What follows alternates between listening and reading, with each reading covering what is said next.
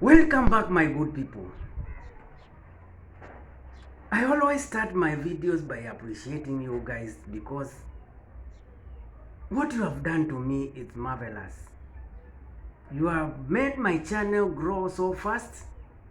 A lot of people are getting interest in my content, and through your sharing, we are reaching a greater population.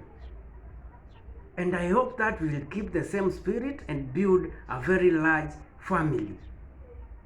So for those who are remaining, those who have not subscribed, because I know 90% of you have not subscribed, let's hit the subscription button and put the notification bell on so that whenever I produce any video, YouTube will notify you automatically and you will never ever miss any of our content, because it's very important for your health. So let's get back to our topic, whereby we are still discussing about food poisoning, and in this video we will start by discussing how to prevent food poisoning, or the measures we can take to prevent the risk of contracting food poisoning. Always the best way to prevent food poisoning is to handle your food safely, to avoid any food that may be unsafe or contaminated food or water. This is very important. Always, and I repeat, always, the best way to prevent food poisoning is to handle your food safely, to avoid any food that may be unsafe or contaminated food, and also water. Simple. If you make sure that food is properly cooked, properly handled in a clean way, and your water is so clean, you will be avoiding the risk of contracting food poisoning. Some foods are more likely to cause food poisoning because of the way they are produced and prepared. This is a very important point. Some foods, I've not said all the foods, some foods are more likely to cause food poisoning because of the way they are being prepared or produced and prepared. Infectious agents that are accrued during cooking may be present in certain foods, such as, number one, let me repeat this point. Infectious agents or disease carriers that are accrued during cooking may be present in certain foods, such as, number one, meat, number two, poultry, number three, eggs, and number four, shellfish. Food poisoning can occur if these foods are eaten in their raw form, not cooked properly, or if ants and surfaces aren't cleared after contact. This is a very important point. Food poisoning can occur if these foods, the above foods I've just named, meat, poultry, eggs, and shellfish. Food poisoning can occur if these foods are eaten in their raw form, not cooked properly, or if ants and surfaces are not cleared after contact. Somebody having food poisoning in your household may come into contact with, for example, vomiters or feces, and maybe touch the surface where the food is always being prepared. He or she leaves the microorganisms there, or the viruses or the bacteria there. Then when you come and prepare food in such surfaces, you will have transferred this bacteria or virus from the surface to the food, then to your stomach or to your family's stomach. So other foods, this is very important. Other foods that are likely to cause food poisoning include, number one, this is very important also.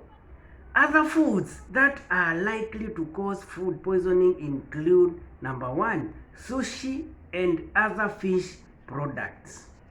Sushi and other fish products that are served raw or undercooked.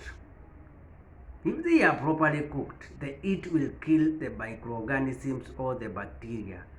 But if sushi fish and other fish products are served raw or undercooked or poorly cooked, number two, we have deli meats. Deli meats and hot dogs that are not eaten or cooked properly. Deli meats and hot dogs that are not eaten or well cooked.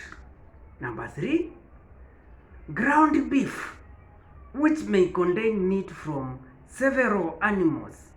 Ground beef, which might contain meat from several animals. Number four, unpasteurized milk, cheese, and juice. Unpasteurized milk, cheese, and juice. Number five, raw, very important, raw unwashed fruits and vegetables. I hope you get those points.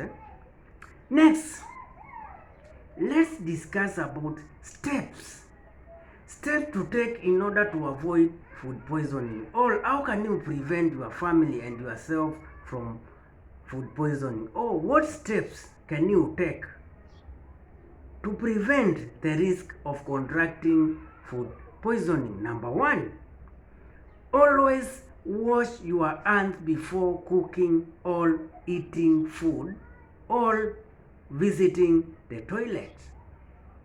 Always wash your hands before cooking, eating food, and after visiting the toilet. Number two, make sure your food is properly sealed. Your food is properly sealed and stored. Make sure your food is properly sealed and stored. Number three, cook or cook meat and eggs properly. Cook meat and eggs, or cook meat and eggs properly. Or you cook thoroughly. Don't undercook. Number four, sanitize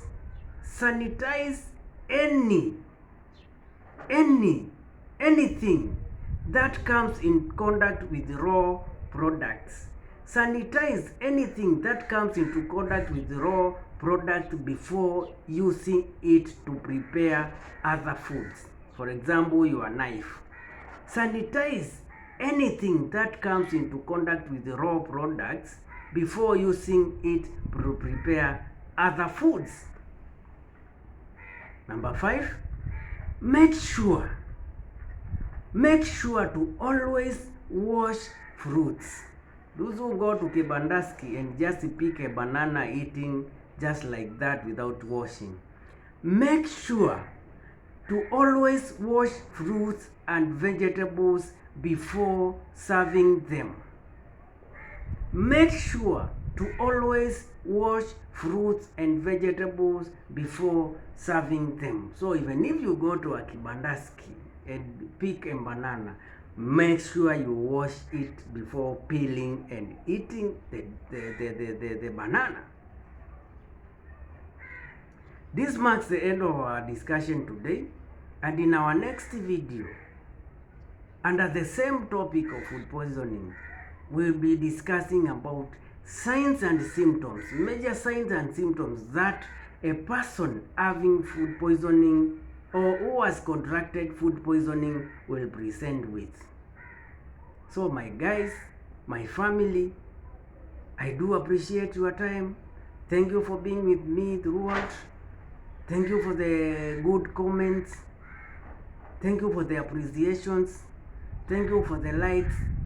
And I hope more people will continue joining this big family and will make it even bigger and bigger.